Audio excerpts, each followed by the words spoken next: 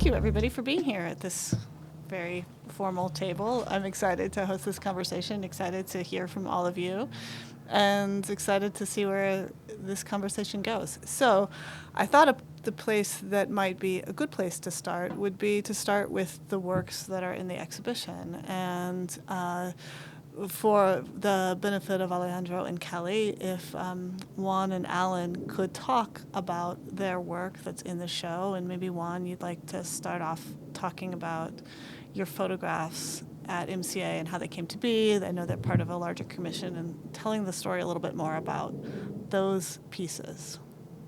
Yeah, so the work that's on display for Cowboy is part of a commission that was brought to me by the Boulder Museum of Contemporary Art in 2021. And it was in collaboration with this kind of programming they were doing with Anything Libraries. And they were kind of branching out and reaching out to different artists to kind of bring in installations into these library spaces in different parts of Colorado.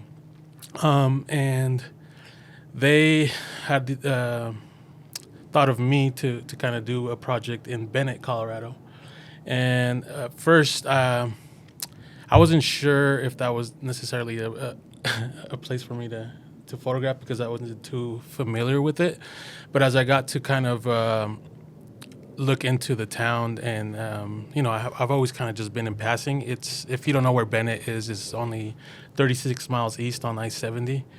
And as I was getting to know a little bit more about the town, I realized that there was a huge kind of Mexican immigrant community there.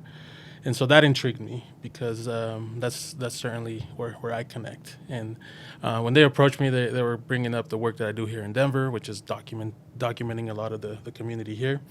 And so I photographed and kind of worked with the community there for about 7 months in 2021. And it was with the idea of kind of highlighting that community. And a lot of them that live there are, own ranch or own land, and so they work with the land a lot. And they also have, a lot of different, just agriculture and animals on their land. So that was the main highlight of doing that. But it was also in collaboration with the community itself, and so a lot of the images that we capture were actually taken by the community themselves.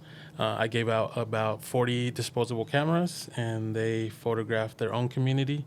And it all culminated with us putting together a wheat paste installation on the library on the exterior of all these different images taken by myself and the community. And so when MCA approached me, we selected 4 of the images that I took. And then we talked about kind of bringing that approach that we did over there in Bennett, and we did a wheat paste installation indoors inside the exhibition, but with the idea of like kind of having that connection onto what we did over there. But yeah, that's kind of like the brief kind of summation of it. I have a lot more questions. Yeah. But we'll move on to Alan, and I'm going to ask you, Alan, about the same question, which is talk about A Dream to Deerfield on view in Cowboy. All right, well, so a lot of my life, due to my parents, has been learning Black history, because so much of it is suppressed and destroyed and hidden and burned. And so I've been feeling like I knew a lot of Black history. But these last few years, I've been learning Black history based on being commissioned to do comics about certain things. So in this case, this was Deerfield, which was a Black homesteader town near Greeley, which I had never heard of. It was around 1910 to 1930 approximately, but they used to trade with Greeley. I think they had a few hundred residents, they had businesses, and ultimately what took the town out was the Great Depression and the Dust Bowl, combination of the two.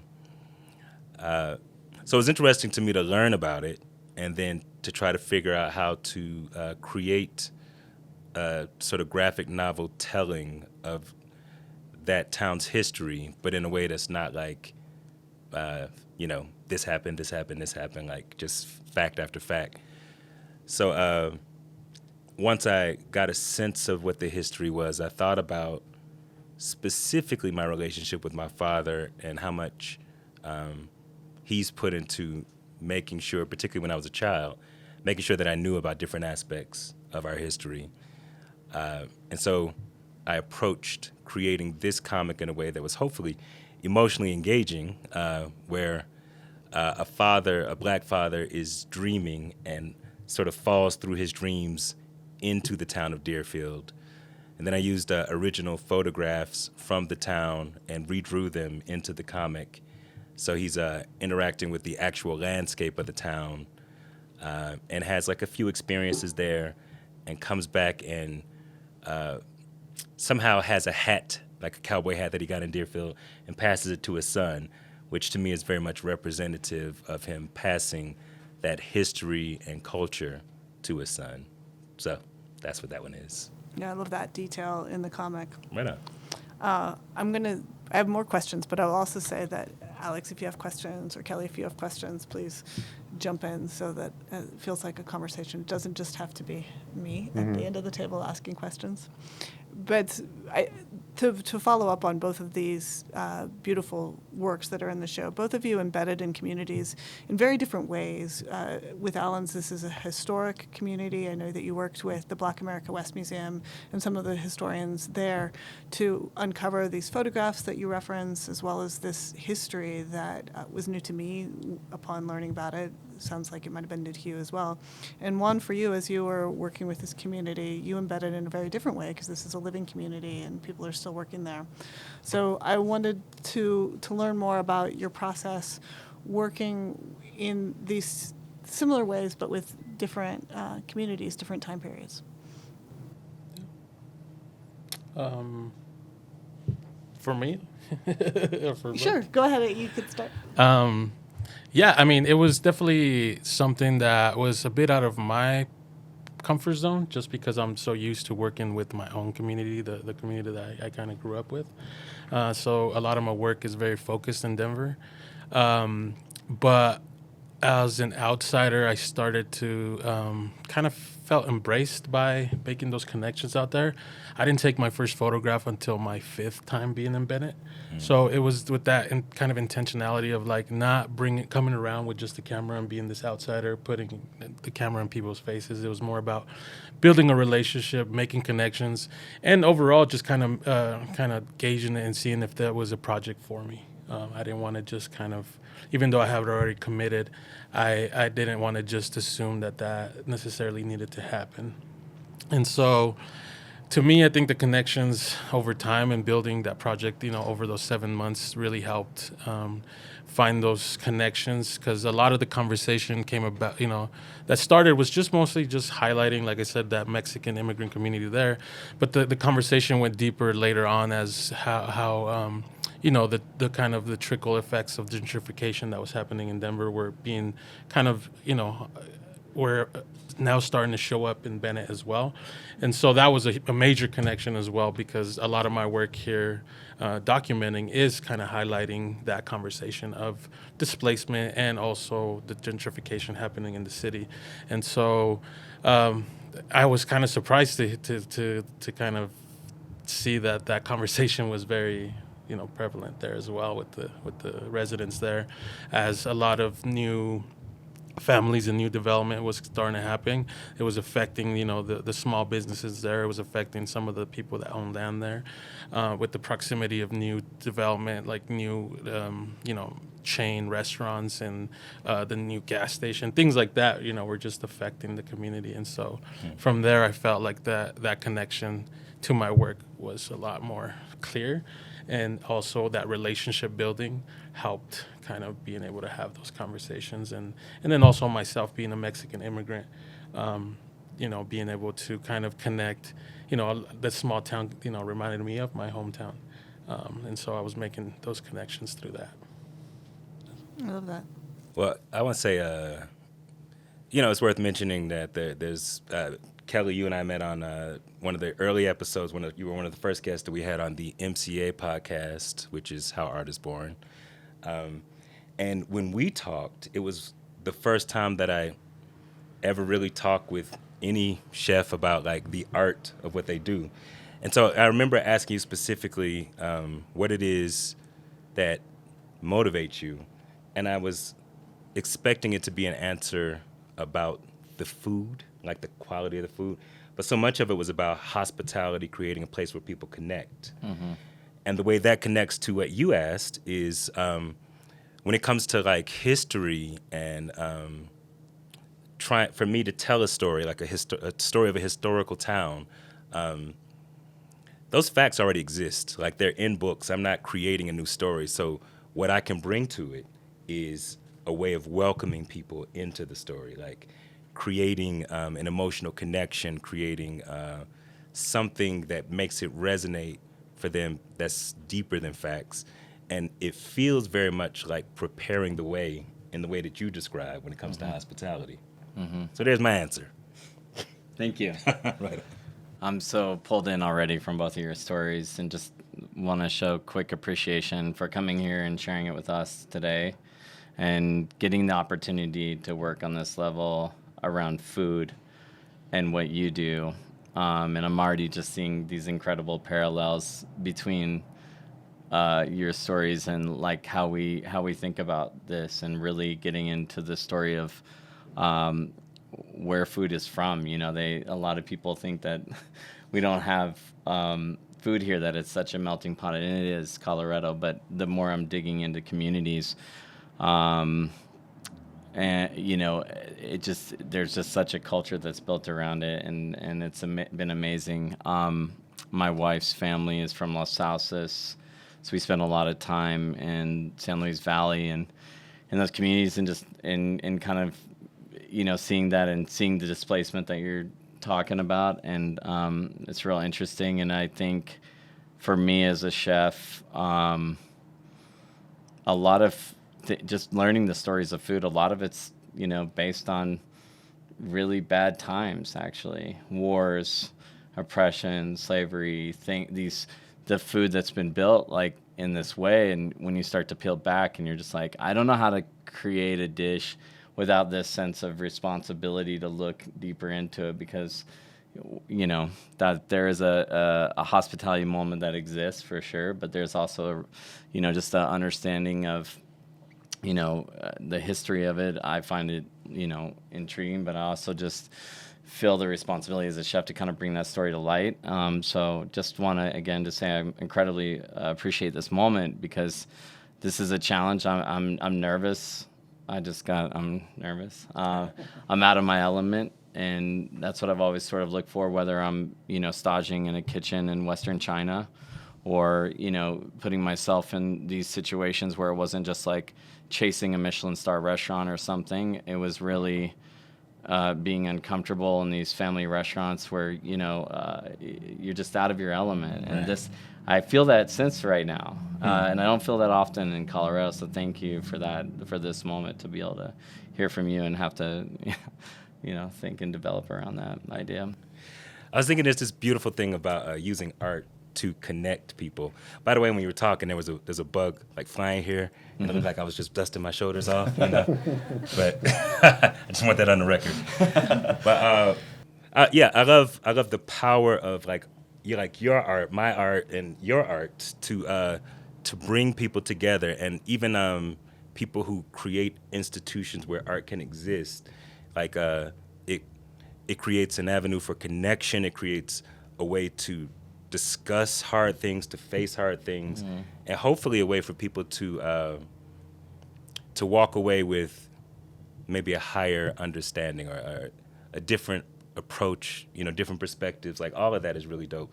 Another thing that you said when we talked before was this thing of having, I'm not going to say it correctly, so you can help me out, but you had like special nights where you have guest chefs in and would like host conversations about particular topics.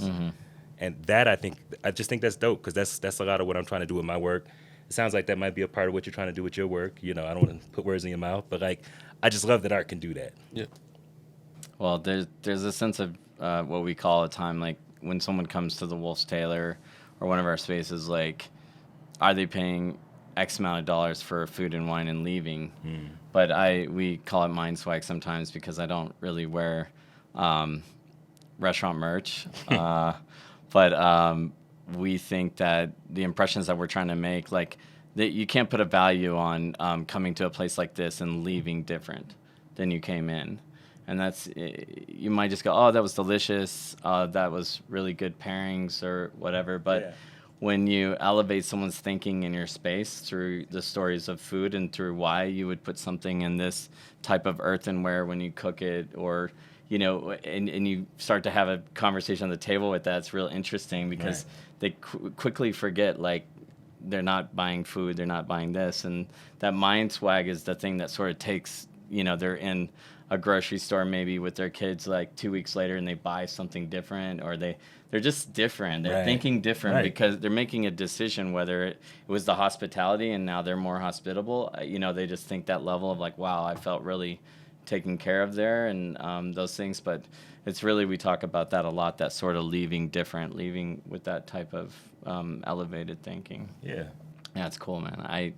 I get into those as much as possible, and again, it's always learning, it's always education, it's always elevating my thinking to be in this and to listen to Sonoko Sakai's story when she's making soba noodles, and you know, I'm just like, whoa, I'm in awe of these conversations as it relates to food, and then I'm like, oh yeah, I own a restaurant. Is that what I own? It's like, I had to think about it differently. You know, I was like, oh yeah, this is a restaurant. This is it. What am I selling actually? You know, and what are we doing? You know.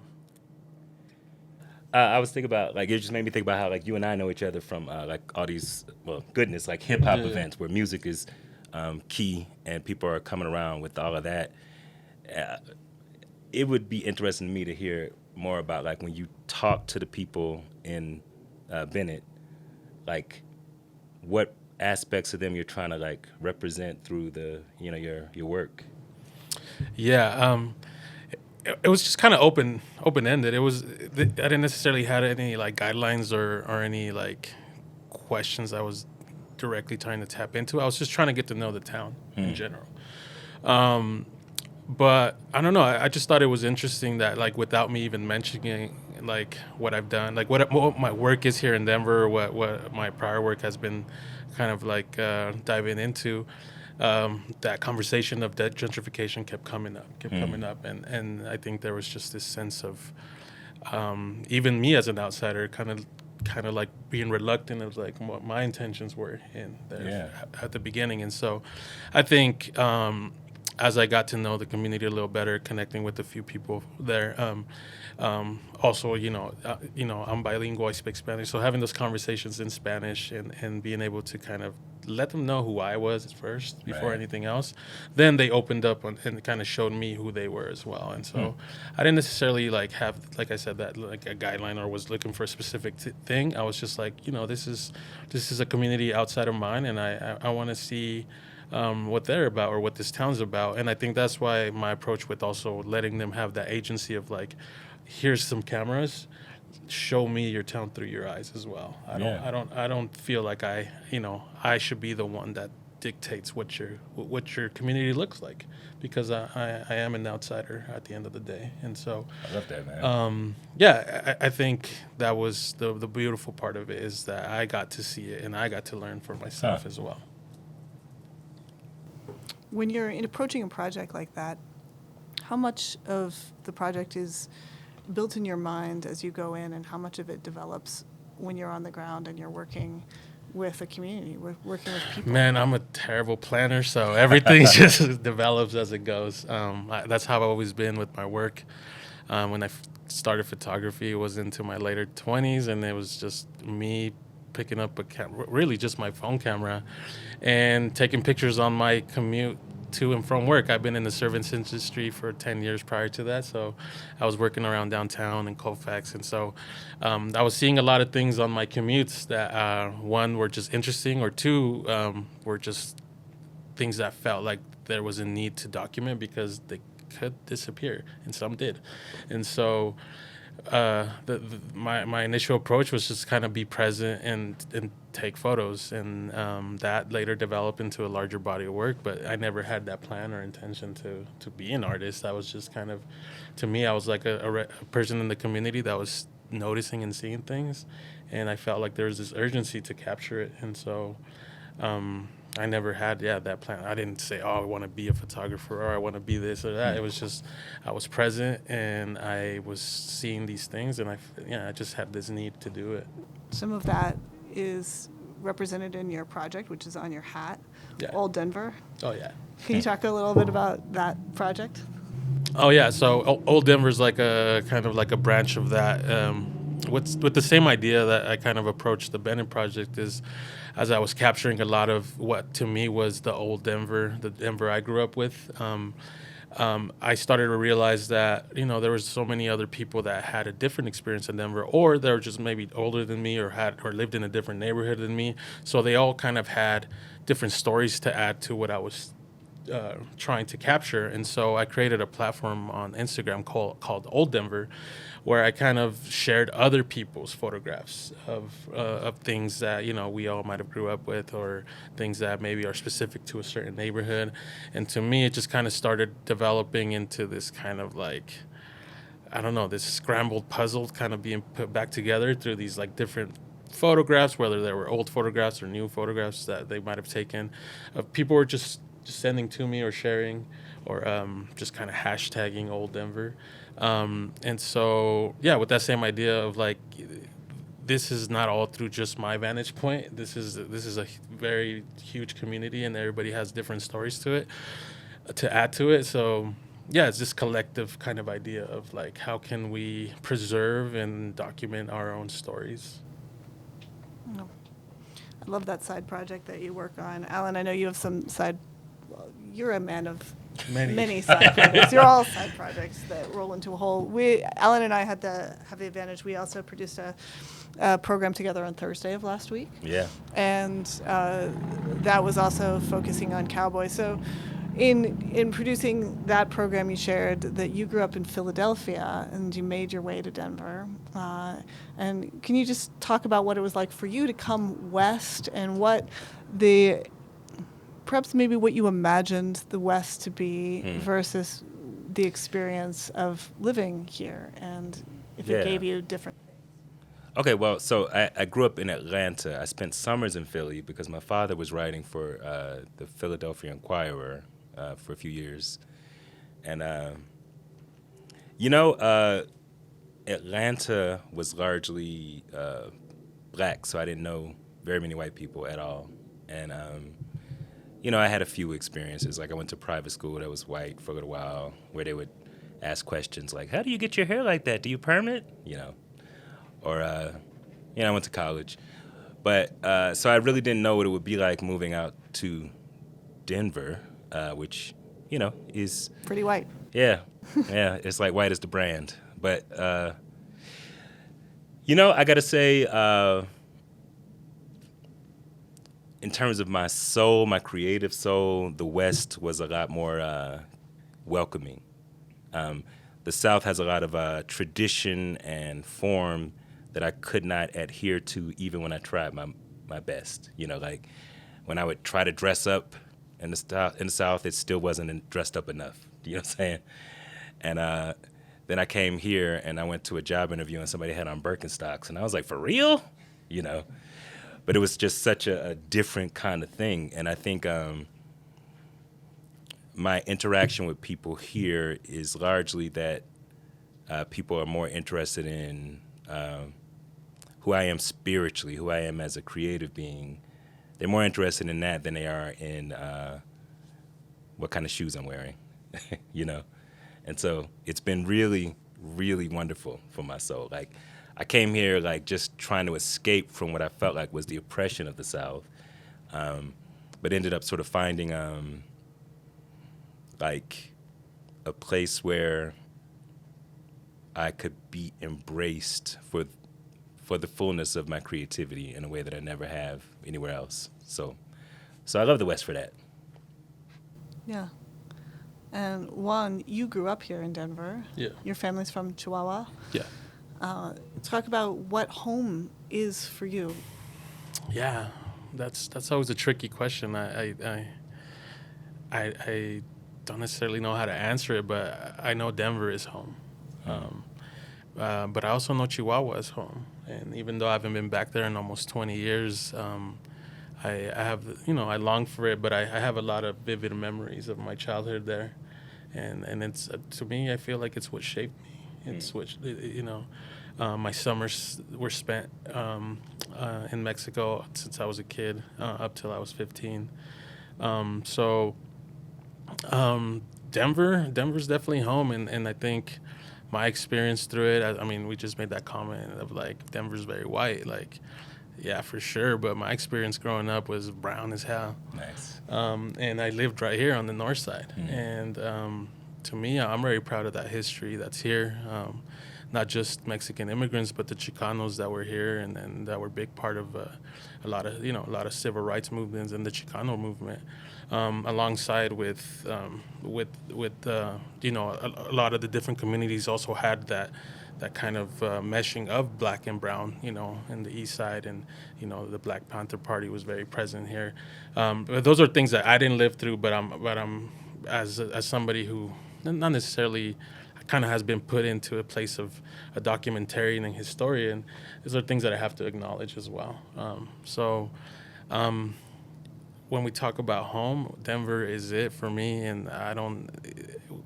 A lot of my work is about displacement because I've been displaced myself. I don't live in the north side anymore, but I try to kind of still keep those roots planted here, and I still do a lot of the work in the community here. And what I try to show with my work is that we are here and that we're present. And whether you don't see us up front, we're talking about food. There's a lot of our community that is feeding our communities. That's here. real. And, Yeah. and maybe you don't see those faces right up front, but they're here doing that work. So I want to acknowledge that as well. Yeah, I can relate to that as well. Just as like somebody who comes from Michoacan to this country, I grew up in California, but coming out to Denver, finding all these little pockets of Chicanos, Latinos, brown people here, and then just realizing that there's so much history here, and people like Juan that are preserving it. That's really admirable. And then as chef at Dos Caras, like I want to do the same thing, preserve history through food, and just showcase it as well. So it's a really good opportunity for us to bring all those recipes that grandmas have held on to for a long time, and like families have held on to and passed on. I think that's really cool. I feel like I'm an instrument to preservation. I feel like Juan is probably the same. Yeah, definitely. Fair enough. I think it's a nice segue to turn the conversation to food, and talk maybe a little bit about food traditions. Everybody has different food traditions or food that makes them feel like home. Alan, what food makes you feel like you're at home? It's funny that you started with me because I'm kind of a food philistine. A lot of my life I've looked at food as fuel, and I haven't really put a lot of attention on it. So that's why these conversations about food being used to connect community and stuff like that, it was really interesting to me, My previous experiences with going to what I think of as sort of like ritzy restaurants or expensive restaurants was that they give you a little plate of food that looks like Play-Doh, and then you taste it, and then you spend $300 or whatever, and you're still hungry, And so I just like resented the whole like sort of establishment of it. But it's been really cool for me to, especially like when I came to eat at Wolf's Tailor, like it was cool to see what happens when that structure is used intentionally to bring people together in a really cool way. And so I've gained a lot more respect for it. It wasn't even respect. It wasn't lack of respect. It was distance. You know what I mean? Like I wasn't connected to it. I think it's like contemporary art in some ways. If something feels elite, sometimes it doesn't feel like it's for you. And there has to be a moment where people are invited literally to the table to feel like they can take part in this conversation of food, of eating this thing? You know what? I think that's very well said because, like I was saying, the oppressive nature of the South was like I had to be dressed a particular way, speak a certain way, and the really nice food places sort of fit in that same paradigm for me. So I think I just rejected it all. So then to show up as myself and being invited into spaces that are creating food and community is honestly a relatively new experience for me, and I'm digging it. So that wasn't a direct answer to your question, but that's my response. Yeah, I'll take it. Oh. Juan? Yeah, and actually to connect it to the previous question too, the food makes me feel home. So when I think about what's that food, and it's always, it traces back to grandma's home cooking, and that's what that's what I love to chase when I want to try something. How can it connect to something that I'm familiar with? But what I think is really cool about like Chef Alejandro here with Dos Caras and his brother, what they're doing is kind of carrying that tradition, carrying those recipes, and then utilizing that to create something new. And I think, I don't know, I'm not too like, I'm not too hip to like the culinary world, but what I see, what they're doing is really beautiful. It's just these traditional dishes just kind of molded into this new way, and kind of pushing and preserving those recipes at the same time, which I think is really beautiful. And when you taste it too, it tastes with love. It tastes it tastes like home. So I think that's another big part of that. My dad cooks a lot, and he cooks carnitas, and that's something that he loves to do. But people are always asking him like, "Oh, what's the recipe?" And if he really knew, it's just that he loves to do it. And I think food, when it's cooked with love, and no matter where it comes from, you're always going to taste that. And I think that's what gets me excited. What about you, feel? I was gonna say, in terms of like inspiration, I do draw a lot from my grandma. We're talking about like kitchen table. That was very important to a lot of our family. So just being around the kitchen table with grandparents, with family, and then grandma cooking up, the simplest things, beans, squash, stuff that she grew. It's very, very impactful. So that's kind of where I draw my inspiration from, just my childhood, and all of our family is very artistic. So I kind of use that as like a canvas to just get creative and create these new things. I'm curious where Chef Kelly gets his I feel like we inspiration from. neglected Chef Kelly at the end of the table. It's really interesting, and I've actually probably over the years like tried to, even just feeling like an imposter, like a little bit sometimes of, yes, my grandmother had a farm in Oklahoma. I spent summers there. There's smells of farms and gardens and things that they just inform my senses around food, I'd say. But like, I was moved around a lot as a kid, so I didn't have like this identity. And I think a lot of probably my spaces represent, this sort of quest to understand, the different. Just sort of define it for myself outside of like growing up, if that makes any sort of sense. I love celebrating food stories and food backgrounds, and maybe that's, now we're doing some of that at the highest level, at a Michelin level, whatever that means. But it's like, but everybody asks me, they're like, where does this come from? Why? And then, of course the labels of like Japanese, Italian, and this and that. And, I wrote a story about Wolf's Tailor in the beginning. It was just like,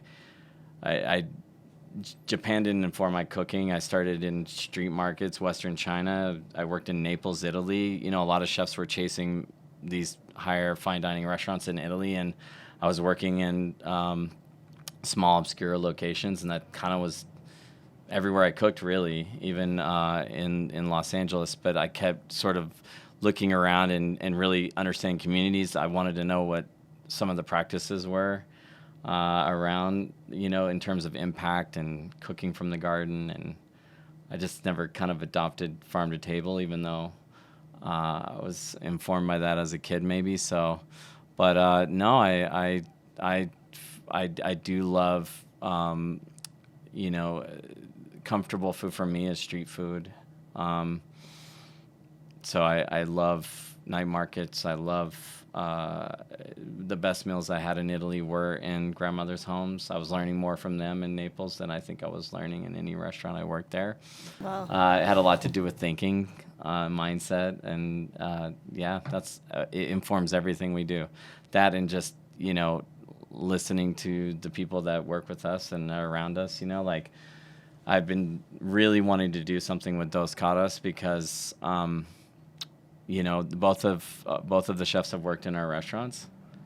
They've been, you know, cooking this sort of vision that I had for these spaces, but then I eat their food outside of our own space. You know, they're cooking my food essentially in some way, and then I go to like have their food, and I'm just blown away. And I just like, man, I just want to cook with you guys and see what this is about. So I'm really excited about that. But yeah, that's a kind of longer answer, but yeah, I'm still discovering what my food story is. Yeah, I love your restaurants, Kelly. And one thing that's always impressed me about them, first, is your fearlessness in finding these connections between different food cultures, which is maybe not to you rare. You see a lot more food than I do, but it feels rare to me when you have a chef that's informed by Japanese cooking, by Italian cooking, by Mexican-American cooking, in all these different ways. But also the way that you present hospitality. So Alan mentioned that he felt welcomed in your restaurants, and I've certainly had that same experience. And I've come with my husband, and he, maybe like you a little bit, Alan, doesn't always feel at home in fine dining restaurants, and yet he loves coming here, and this is one of his favorite places. And I think that's something that I've always been so impressed with at Wolf's, is the way that you're able to welcome everyone and make it feel like this is something for them that they will enjoy and have an experience about. So I wonder if you could share more about your philosophy of hospitality. I mean, it's a word, you know, that I obviously has been in books now and all these things. I don't know. When I signed up for hospitality and why I got in the business was very much about serving. So it drove me to, you know, work in all different places and parts of the world and put everything on the line, you know, but and I've said this before, but I just didn't want, if I'm going to sign up for a life of service in some way, I don't want to just like serve halfway. I wanted to be really good at cooking. I wanted to be really good at leading teams. I wanted to, you know, all of this was because if you know, I just felt like me not serving at the highest level was a waste of my time signing up for this industry. So hospitality is really about that, you know. It's my form and way of serving people, serving communities. And, you know, now our restaurants, it's like it's an investment to come and eat in one of our restaurants. And, you know, so a lot of times we want to pull in things that are, you know, backed by some of the things that you're saying about, you know, it's, you know, when it becomes about the Play-Doh or Right. it's really about, you know, someone saying, hey, look at me, look at my work, look at these things. And I think that's okay to express yourself through that. But at the same time, I just really think about what the guest wants. And when they come in, and that even if it was $1 or $1,000, sometimes now to eat in some of our spaces, it's like, I just think about that. Like, I didn't have the money to eat in a place like this, and still I couldn't eat here more than once or twice a year, maybe.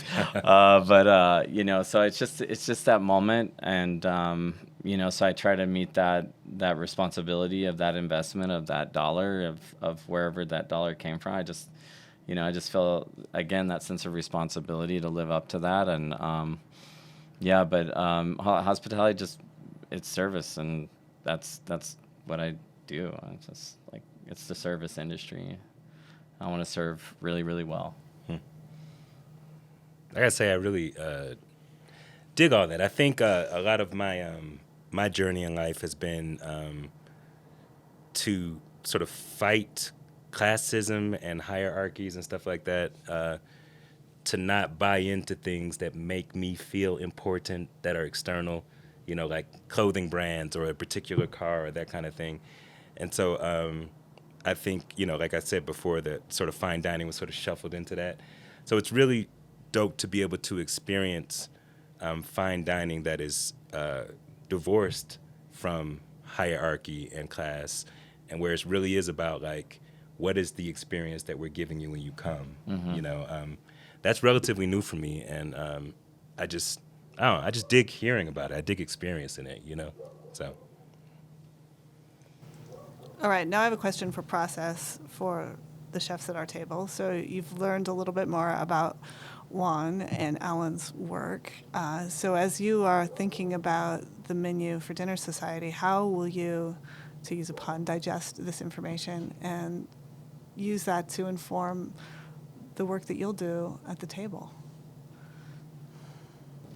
I'm drawn to both stories, but obviously I'm thinking, one, I have a lot more questions, so it's brought up more questions than answers for me probably.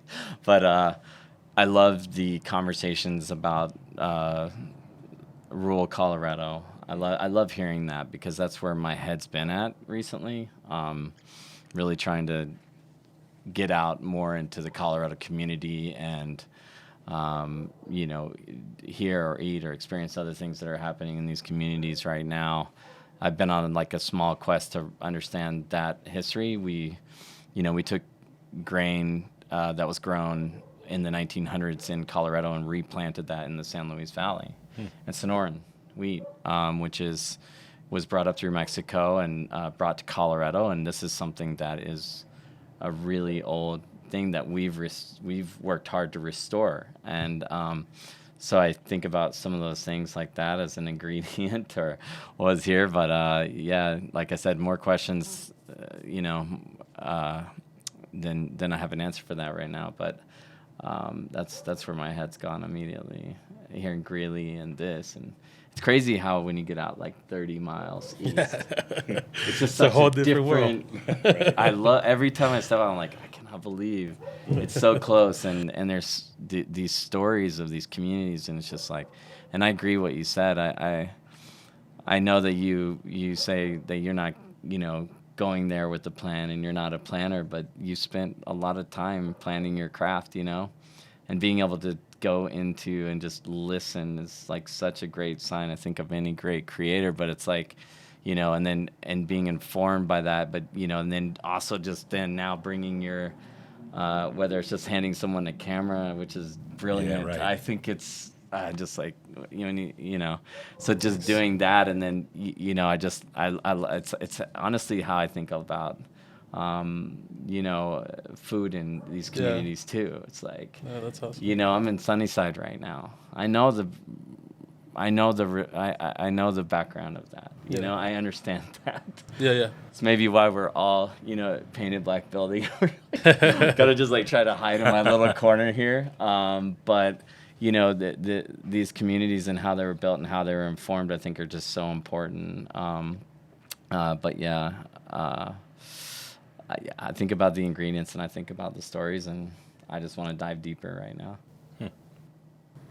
Yeah, I think in terms of process, the first thing that my brain goes to as well, and this is why I admire Kelly and his restaurant so much. He talks about grain, and somebody once mentioned this to me, that corn has been passed down generation to generation. So it's essentially one of our ancestors that grew with us that kind of helped build communities. And you can talk about like the Sonoran wheat in the same regard as corn. And so that's where I start. I start with corn. I dive into like restaurants that I've worked at, places that have exposed me to stuff that I think is exciting. And just like my background, my memories that I have around my family and food, and try to tap into that. And just see where I can like make everything fit, use local ingredients, just kind of use all that to paint a picture of the community, myself, my background, my culture. That's kind of where I draw inspiration from. I love that. I can't wait to taste this meal. I want to say all of this is really inspiring to me, just as an artist. Like, I was saying, like, when I approached the Deerfield thing, I used old photos from Deerfield, Colorado, to create the art that I created. I love hearing you guys' approach to creating, I don't know, culinary experience, and like how you're tailoring it and pulling from like the local cultures. And I don't know, it's just cool to me. It's just cool to hear like the tools that artists gather to create what they're going to create. So, respect. Mm-hmm. Yeah, like this. The Americanized game. Yeah, for sure. I love that. And that's, I think, a nice place to wrap up the conversation. I wonder if I'd like to go down the table with a last word as we close out the conversation here today. I'm excited to be here. The fact that we're given the opportunity to showcase our food, Mexican food at this level, and present it as like an art form is great. This is beyond what I thought coming to Denver was going to be like. So appreciate the opportunity, chefs, artists. Thanks for collaborating. Thank you, Chef. Mm-hmm. Yeah, and likewise, I'm just kind of grateful and honored to be here and be part of this experience. I think the Cowboy exhibition is very special, and I think programming kind of going into this direction, it kind of adds to another layer of art as well, because I think culinary sometimes doesn't get highlighted in institutions, and I think what you do, Alejandro, what you do, Kelly, are some things that should be highlighted at that level. I know there's different ways to, got the Michelin and all that going for you, and I think that's great. But to be in conversation with Alan and I think is something really cool, and I'm honored to just be part of the conversation. I'll say for me, I think it's dope that this conversation, some of the art that we've made, can inspire a menu. Because for me, it's like, what does my art taste like? You know what I'm saying? So, I just, it's cool to be involved in this. Thank you guys for don't eat comic books.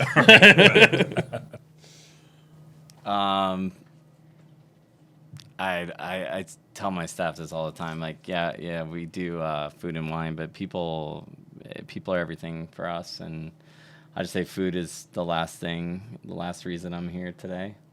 I feel like I've grown from this conversation already. So I echo what you guys said. I just appreciate the opportunity. I'm been doing this, and I'm involved with the MCA and involved with these exhibits right now for just my own personal growth too. And I just, we get to see a lot of people every night, and I just, like I said, it's cool to share, where Colorado's at and how I love getting across industries too. I just don't like talking to food people. I don't know how to say.